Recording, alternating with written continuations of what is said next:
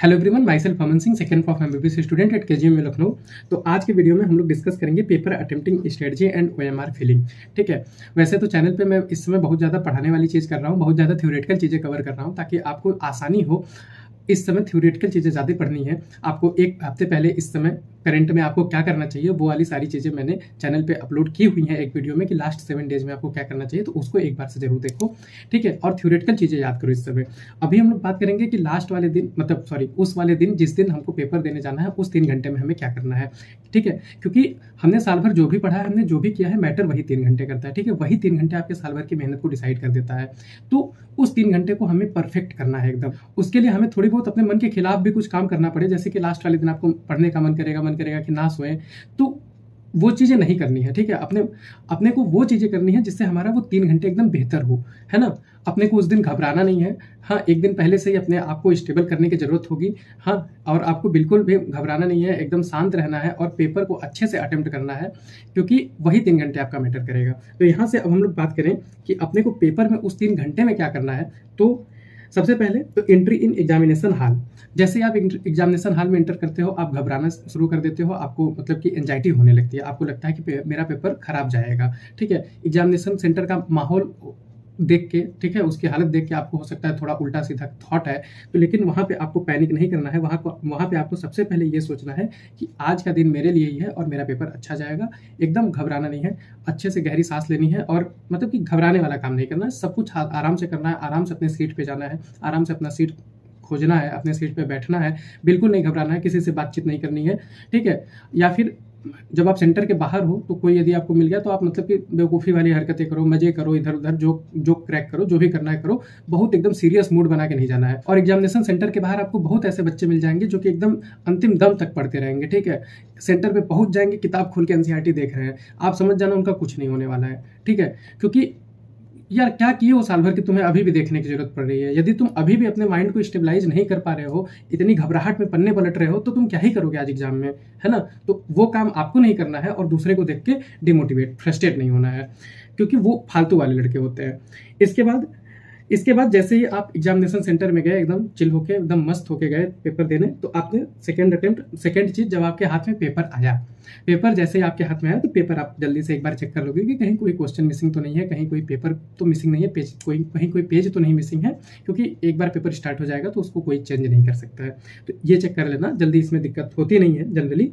तीसरी बात, observe your question paper for first 1 to 2 minute. ये मैं क्या कह रहा हूँ कि जब मैंने पेपर लिया था तो मैंने पेपर को मतलब कि 2 मिनट, मेरे को 1-2 मिनट लगे थे। मैंने पेपर को पूरा 10 पेज रहे यदि उसमें रहे होंगे तो बस ऐसे ही रफली पलट के देख रहा था कि पेपर कैसा आया है, क्योंकि इतने पेपर तो हम लोग देख के आए हुए हैं, तो वैसा ही आया होगा। तो पेपर देख के आपको आइडिया लग जाता है कि कौन सा सेक्शन टफ है, कौन सा सेक्शन हार्ड है, ऐसा मतलब आपको आइडिया लग जाता है। जैसे मेरे टाइम में मेरे को ये दिख गया था कि फिजिक्स में ज़्यादा बड़े बड़े सवाल नहीं है, आसान सवाल है, ग्राफ और असर्शन रीजन वाले ज़्यादातर सवाल है। पहली बार ऐसा हुआ था जब ये सब असर्शन रीजन वगैरह उस समय आया था, तो मेरे को देख के लग गया था कि ठीक है फिजिक्स आसान है। जब मैं बायो करने गया तो इतने स्टेटमेंट वाले क्वेश्चन थे उस साल, इतने ज़्यादा क्वेश्चन थे, इतना लेंदी पेपर था कि जितने टाइम में मैं पूरी बायो करता था उतने टाइम में मैं बॉटनी कर पाया, तो मैं हल्का सा घबराया। मेरा बॉटनी में फुल स्कोर था, मेरे सारे क्वेश्चन जूलॉजी में गलत थे। ठीक है, तो यही होता है, बॉटनी किया घबरा गया, जूलॉजी करने गया अब घबराहट में हूँ, लेकिन फिर भी दिमाग में याद आया कि अच्छा हाँ फिजिक्स आसान आई है, मैंने पेपर पलट के देखा था, तब मैं जूलॉजी में भी काफ़ी सही हुआ, फिर ओवरऑल बायो में अच्छा स्कोर आया। इसके बाद चौथी बात, फर्स्ट फ्यू क्वेश्चन में भी टफ। ठीक है, ये जनरली मतलब कि पेपर में देखो अलग अलग पैटर्न पे पेपर सेट होता है, तो कुछ बच्चों के हाथ में ऐसा हो सकता है कि उनके हाथ में टफ वाला पेपर लग जाए, है ना। तो मतलब टफ वाला नहीं, मतलब कि कुछ स्टार्टिंग के ही क्वेश्चन उनको टफ मिल जाए, तो उससे क्या होता है स्टार्टिंग में यदि आपको टफ क्वेश्चन 4 मिल गया, आपका कॉन्फिडेंस खत्म, है ना। तो इसीलिए आपको क्या करना है कि घबराना नहीं है, आपको ये दिमाग में रखना है कि पेपर सफल रहता है। ठीक है, पहला का चौथा मतलब अलग अलग सेट में अलग अलग इधर उधर होता है, तो आपको ये समझना है कि हो सकता है मेरा ही थोड़ा टफ स्टार्टिंग में आ गया है, तो घबराना नहीं है, इसमें भी रिलैक्स रहना है कि हाँ ऐसा होता है। इसके बाद बात करें कि सब्जेक्ट सीक्वेंस अपने को क्या रखना है। ठीक है, तो सब्जेक्ट सीक्वेंस देखो यार, जो मतलब मैं करता था, जो सही करने का तरीका है, ठीक है, जैसे करना चाहिए वो है सबसे पहले बायो, फिर केमिस्ट्री, फिर फिजिक्स। ठीक है, लेकिन यदि अब तक आप इस इस तरीके से नहीं अटेम्प्ट करते थे, बायो के अलावा आप केमिस्ट्री या फिजिक्स से शुरू करते थे, तो आप जिस तरीके से कर रहे हो उसी तरीके से पेपर करना। आपको लास्ट टाइम में अपने तरीकों को बदलने की जरूरत नहीं है, ठीक है। लेकिन जो लोग अभी तक डिसाइडेड नहीं है इस चीज को लेकर, कि जिन्होंने अभी तक किसी पर्टिकुलर पैटर्न को फॉलो नहीं किया है पेपर अटेम्प्ट करने में, कभी कोई अटेम्प्ट किया है, तो वो ये वाला सीक्वेंस फॉलो करेंगे यदि उनका कोई पर्टिकुलर डिसाइडेड पैटर्न नहीं है तो, ठीक है। यदि वो इसके अलावा जिस पैटर्न पे यदि कर रहे हैं, पहले केमिस्ट्री, पहले फिर फिजिक्स, फिर बायो केमिस्ट्री, फिर बायो, फिर फिजिक्स, फिजिक्स बायो केमिस्ट्री, तो जो भी कर रहे हैं वो उसी पे करेंगे। लास्ट टाइम में अपने तरीकों को बदलने की जरूरत नहीं है, कुछ नया एक्सपेरिमेंट करने की बिल्कुल भी जरूरत नहीं है, ठीक है। इसके बाद बात करूं कि पेपर को कैसे अटेम्प्ट करना है, तो जैसे मान लो अपने को फिजिक्स ले लिया मैंने, तो फिजिक्स को मैंने पहले फर्स्ट राउंड में करूंगा, और उसमें जो मेरे को जो लेंदी क्वेश्चन लगेंगे या फिर जो मेरे से जो एक बार में नहीं सॉल्व होगा उसको मैं गोला कर दूंगा, ठीक है। अच्छा, यहाँ पे मैं एक बहुत इंपॉर्टेंट बात मेंशन करने जा रहा हूँ कि फिजिक्स में क्वेश्चन टफ नहीं आता है, ठीक है। यदि आप उसको सॉल्व कर रहे हो और आपका क्वेश्चन लंबा जा रहा है, ठीक है, यदि आपका क्वेश्चन मतलब आपका स्टेप लंबा जा रहा है, तो आप समझ जाओ कि आप कहीं गलती कर रहे हो। उतना बड़ा क्वेश्चन वो नहीं देता है, वो आसानी क्वेश्चन आएगा। तो आप यदि फंस रहे हो क्वेश्चन में, एकदम लंबे अप्रोच से कैलकुलेट कर रहे हो, बढ़ते जा रहे हो, तो आप रुक जाना और फिर आगे बढ़ जाना, बाद में आके चेक करना, हो सकता है वो 2 ही 3 स्टेप में हो जाए, ठीक है। तो पहले राउंड में हम लोग करेंगे और उसको सर्कल करते जाएंगे, जो जो हम लोग छोड़ते जाएंगे, है ना। इससे क्या होगा कि जब आप जल्दी जल्दी मतलब करते जाओगे आप, तो आप जब पेपर कंप्लीट कर लोगे, मतलब 45-50 क्वेश्चन अटेम्प्ट कर लोगे, तो आपको लगेगा कि मैंने 25-30 क्वेश्चन तो ऐसे ही कर दिए, अब मेरे पास गिन के 20 क्वेश्चन बचे हैं, मतलब 15 क्वेश्चन बचे हैं, तो अब बस वही 15 क्वेश्चन आप सेकंड राउंड में ट्राई करोगे, उसमें भी जो आपको बहुत हार्ड लगेगा उसको आप गोला कर दोगे और आप आगे बढ़ जाओगे। फिर आपके पास लास्ट में थर्ड राउंड में मात्र 3-4-5 सवाल बचे रहेंगे और एक अच्छा खासा टाइम बचा रहेगा, तो आप उसमें उसको अच्छे से ट्राई कर सकते हो, ठीक है। फिजिक्स में जो रेशियो वाले क्वेश्चन आते हैं ये बहुत गलत कराते हैं, जैसे 5/3, 3/5, ठीक है, ये बहुत गलत कराते हैं। तो ये इस टाइप के क्वेश्चन आ गए, ग्राफ वाले क्वेश्चन आ गए, एक्सपोनेंशियल वाले ऑप्शन आ गए, 10⁻13, 10⁻14, ठीक है, 10⁻6, 10⁻5। तो ये वाले जो क्वेश्चन है इन पे आप थोड़ा सा रुकना, ठीक है। फिर इसको लगाने के बाद एक बार थोड़ा सा चेक करना, उस समय दिमाग आपका तेज चलेगा, आप 4-5 सेकंड 10 सेकंड में रीचेक कर लोगे अपने स्टेप्स को। थोड़ी राइटिंग अच्छी रखा करो पेपर में, है ना, तुरंत उसको चेक कर लोगे। यदि गलती होने वाला रहेगा तो आप उसको पकड़ लोगे। वो 4-5 सेकंड आपका बर्बाद होगा तो वो आपका वर्थ इट रहेगा, ठीक है, बहुत ज़्यादा नहीं होता है। तो वही 5-7 सेकंड लगेगा, लेकिन आपका एकदम अच्छे से हो जाएगा। ये रेशियो वाले क्वेश्चन में गलत ना हो, ग्राफ में तो वैसे भी ठीक है, और ये एक्सपोनेंशियल ऑप्शन वाले क्वेश्चन गलत ना हो, आप वहाँ पे रुकेंगे। इसके अलावा असर्शन रीजन और स्टेटमेंट बेस्ड वाले क्वेश्चन को आप 2 बार पढ़ेंगे और असर्शन रीजन में अच्छे से उसको प्रेडिक्ट करेंगे कि असर्शन इज करेक्ट एक्सप्लेनेशन है, रीजन करेक्ट एक्सप्लेनेशन है असर्शन का या नहीं। यदि आपको इसमें जिस दिन डाउट हो जाए, ये मैं बहुत अच्छे से इंपॉर्टेंट करके बता रहा हूँ, ये आप ट्रिक समझो या जो भी समझो, कि जब आपको ये डाउट हो जाए कि असर्शन रीजन का करेक्ट एक्सप्लेनेशन है कि नहीं, जब आपको ये डाउट हो जाए तो आप ये टिक करके आ जाना कि हाँ, रीजन असर्शन का करेक्ट एक्सप्लेनेशन है, ठीक है। जब डाउट हो तब, हमेशा नहीं, ठीक है। जब एकदम कंफ्यूज हो जाओ, एकदम समझ में नहीं आ रहा है कि करेक्ट एक्सप्लेनेशन है कि नहीं, दोनों सही लग रहा है लेकिन कंफ्यूज हो गए, तब ये काम करना, है ना। इसके बाद नेगेटिव मार्किंग के बारे में थोड़ी सी मैं अपनी चीज़ें बताऊंगा। देखो, नंबर मेरे अच्छे आते थे, आपके भी अच्छे आ रहे हैं, आपने भी पढ़ा है, ठीक है, आपने यदि पढ़ा है तो आप एकदम हवा में तुक्का नहीं मारोगे, ठीक है। तो मैं नेगेटिव मार्किंग को लेकर कभी नहीं डरता था, मैं हमेशा 180 क्वेश्चन अटेम्प्ट करता था। यदि आप 10 क्वेश्चन छोड़ दोगे ना तो आपको 0 नंबर मिलेगा, ठीक है। लेकिन यदि आप इन 10 क्वेश्चन को अटेम्प्ट कर लिए, आप एकदम तो तुक्का मारोगे नहीं, हवा में तो एकदम करोगे नहीं सब कुछ, आप 1-2 ऑप्शन एलिमिनेट करोगे, फिर 1-2 ऑप्शन में आपके अंदर से आवाज आएगी नहीं यही वाला आंसर होगा, टिक कर देना, ठीक है, टिक कर देना। यदि आप 10 क्वेश्चन टिक कर दोगे और उसमें से यदि 3 भी सही हो गए तो आप जोड़ के देख लो, आपको फायदा ही होगा। और आप इतना पढ़ के जा रहे हो तो इतना एकदम मतलब कि एकदम बेकार स्थिति तो है नहीं कि एकदम हवा में कर रहे हो क्वेश्चन। तो आप यहाँ पे क्या होगा कि आपका, मेरा ज़्यादातर टाइम 10 में से 5-6 सवाल तो सही हो ही जाते थे, हमेशा मैं पॉजिटिव में रहता था।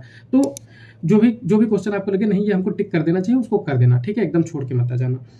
इसके बाद मैं थोड़ा सा बात करूंगा सब्जेक्ट स्विच के बारे में, कि जब आप सब्जेक्ट स्विच करने जाओ, जब आप किसी 2 सब्जेक्ट के बीच में स्विच करोगे तो आप 30 सेकंड तक 20 सेकंड तक एक गहरी सांस लोगे, ठीक है, 20 सेकंड बहुत ज़्यादा नहीं है, आप एकदम गहरी सांस लोगे, ठीक है, लंबी गहरी सांस। इससे क्या होगा कि आप मतलब ऐसा होता है कि दिमाग एकदम ऑक्सीजनेटेड हो जाता है और थोड़ा मन शांत हो जाता है। तो एक सब्जेक्ट का जो घबराहट होता है या फिर उसमें जो दिमाग चलता रहता है, वो दूसरे सब्जेक्ट में आप स्विच करते हो तो अच्छा कर पाते हो। ये बिल्कुल से करना, ये मैं करता था, मतलब ये बहुत अच्छी चीज़ है, एक तरीके से बहुत अच्छी चीज़ है। या फिर पेपर करते करते आपको बीच में बहुत घबराहट होने लगे, 1-2 क्वेश्चन आपसे मान लो 4 क्वेश्चन लाइन से सॉल्व नहीं हुआ, घबराने लगे, ठीक है, तो गहरी सांस लो, पेज पलट के दूसरे पेज पे करना शुरू करो, बाद में उस पेज पे आना, है ना।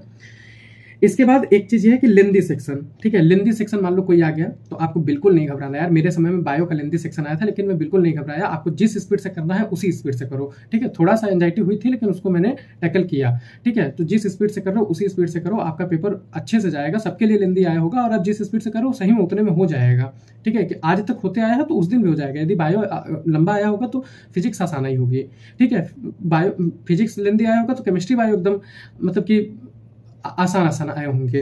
तो लेंदी सेक्शन यदि कोई जा रहा है तो एकदम घबराना नहीं है। मतलब पूरे कहने का मतलब ये है कि कहीं भी आपको घबराना नहीं है ना। जैसे करते जा रहे हो, जैसे टेस्ट देते आ रहे हो वैसे ही अपना करते रहो। उसके बाद नॉट या एक्सेप्ट वाले जो वर्ड्स है इसको आप ध्यान देना, इसको आप गोला कर लेना, ठीक है, ठीक है। वैसे तो आज के लिए बोल्ड करके देता है और कैपिटल लेटर में लिख के देता है, लेकिन फिर भी आप इसको एक बार अपने तरीके से गोला कर लेना ताकि इसमें आप गलती ना करो। इसके बाद लास्ट में एक चीज ये है कि ये वाले जो क्वेश्चन आते हैं, how many statement are incorrect, इसमें ऑप्शन ए होता है, ऑप्शन बी होता है, ऑप्शन सी होता है, ऑप्शन डी होता है, फिर 4 ऑप्शन होते हैं 1 2 3 4, A B correct, B C correct, C D B correct, A D correct, ऐसे ऐसे क्वेश्चन होते हैं। तो इसमें आपको क्या करना है, जब आप प्रोसीड करोगे क्वेश्चन पढ़ोगे तो ये इनकरेक्ट आप पढ़ते हो, अंडरलाइन भी कर दिए यदि, तो आप इसमें क्या आएगा कि आप जब ये पढ़े चलो ए वाला सही, बी वाला सही, ठीक है, सी वाला गलत, डी वाला गलत, ठीक है, सी वाला गलत, डी वाला गलत। तो अब क्या करोगे कि आप ए बी आंसर मार्क कर दोगे और आपका क्वेश्चन यहीं पे गलत हो जाएगा। आप जब यहां तक पहुंच जाओ तो आप एक बार पीछे मुड़ के जाओ और देखो कि इनकरेक्ट पूछा है, ठीक है। तो इसमें एक ऑप्शन होगा सी डी का, इसमें एक ऑप्शन होगा सी डी का, तो ये गलत होगा, तो ये आपका गलत होगा और ये आपका सही होगा क्योंकि इनकरेक्ट पूछा है। तो इसमें आप वापस जाने की ये वाली टेक्निक जरूर से करना, ये बहुत गलत कराता है। इसके बाद हम लोग OMR फिलिंग की बात करें तो OMR फिलिंग में देखो सबसे पहली चीज ज़्यादा नहीं है। OMR फिलिंग में जब आपको पेपर 10-15 मिनट पहले मिल जाता है, कोई जल्दीबाजी नहीं करनी है, आप जल्दी से भर के कहीं नहीं जाने वाले हो, पेपर आपको 15 मिनट बाद ही मिलेगा।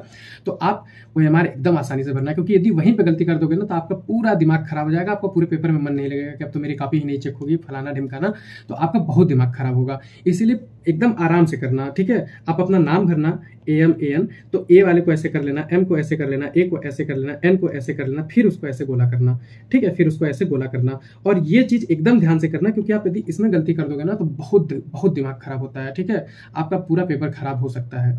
वैसे यदि कहीं गलती हो जाए तो घबराना नहीं है। यदि ये स्टार्टिंग के कैंडिडेट क्रेडेंशियल्स यदि गलत हो जाते हैं तो वो लोग सही कर देते हैं, एकदम मत घबराना, ठीक है। OMR का सीक्वेंस आपको क्या रखना है यार, कुछ लोग करते हैं कि एक एक क्वेश्चन करते जाते हैं भरते जाते हैं, कुछ लोग एक पेज करते हैं भरते जाते हैं, कुछ लोग पूरा पेपर करके भरते हैं। पूरा पेपर करके भरने की गलती कभी मत करना क्योंकि पूरा पेपर करने के बाद आप वो बर्डन अफोर्ड नहीं कर पाओगे, ठीक है। तो आप क्या करना, बायो कर लो भर दो, केमिस्ट्री कर लो भर दो, फिजिक्स पहला राउंड कर दिया भर दिया, दूसरा राउंड किया भर दिया, तीसरा राउंड करते गए भरते गए, ठीक है। तो ये मेरा तरीका था OMR फिल करने का, ठीक है। और यदि आप एक एक करके भर रहे हो ना तो ये यहाँ से यहाँ तक हाथ ले जाने में 180 सवालों में ये काम करने में आपको बहुत ज़्यादा टाइम वेस्ट करा देता है। तो OMR ऐसे ही फिल करना। तो यहाँ पे ये वीडियो खत्म होता है, ठीक। तो आपको एकदम फिर से लास्ट में कहूँगा कि बिल्कुल भी नहीं घबराना है, एकदम चिल रहना है, एकदम रिलैक्स रहना है ना। अच्छी नींद लेनी है, शाम को घूमने निकलो, चाय पियो, मस्त रहो, ठीक है। एकदम घबराओ मत क्योंकि घबराओगे तो खराब हो जाएगा पेपर, ठीक है। तो घबराना बिल्कुल नहीं है, जैसे आप सारा पेपर देते हो वैसे ये भी पेपर दे देना, ठीक है। वैसे ही ये पेपर भी चला जाएगा आपका, अच्छा पेपर जाएगा। और जो मैं हमेशा कहता हूँ कि समय ऐसे ही चलता रहेगा। 5 मई का भी 5 बजेगा, 5:20 होगा और आप पेपर देकर रूम पे आओगे, घर पे आओगे और अपना सब कुछ कैलकुलेट करोगे मार्क्स वगैरह, तो समय ऐसे ही बीतेगा। तो बिल्कुल मत घबराना, अंतिम में ये सोच के जाना कि हाँ जो अब तक पढ़ाई करनी थी मैंने कर ली है, अब मैं कुछ नहीं बदल सकता हूँ, ठीक है। अब मैं टेस्ट सेंटर पे आ गया हूँ, अब मैं कुछ नहीं बदल सकता हूँ, अब मुझे एकदम चिल होकर पेपर देना है, जैसे मैं सारा पेपर देता था वैसे ही दूंगा, ठीक है। एकदम रिलैक्स रहो, जितना रिलैक्स रहोगे उतना अच्छा पेपर जाएगा, ठीक है। Thank you.